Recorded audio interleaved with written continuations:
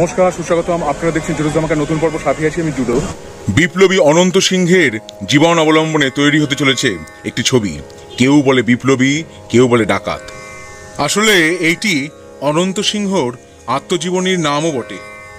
পরিচালক হলেন পথিকৃৎ বসু এবং নাম ভূমিকায় অভিনয় করছেন জিৎ। হ্যাঁ, এই প্রথমবার জিৎ কোনো বায়োপিকে অভিনয় করবেন, তাও এমন একজন বিপ্লবীর বায়োপিকে যিনি চট্টগ্রাম অস্ত্রাগার লুণ্ঠনের সঙ্গে জড়িত ছিলেন।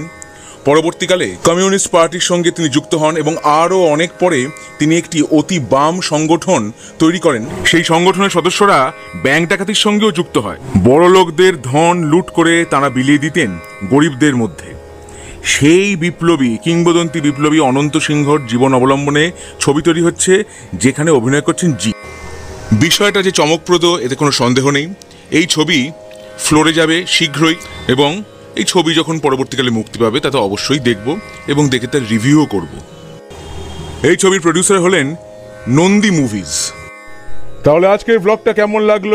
আমার ভিডিও যদি ভালো লেগে থাকে তাহলে অবশ্যই লাইক করুন, শেয়ার করুন, সাবস্ক্রাইব করুন আমার চ্যানেল এবং আমার ফেসবুক পেজ জুডোস ধামাকা, সেটাকে লাইক করুন, ফলো করুন। পরে ফিরছি নতুন কোনো চমক নিয়ে, নতুন কোনো ধামাকা নিয়ে। #জুডোস ধামাকা, লেটস ডু দ্য ধামাকা।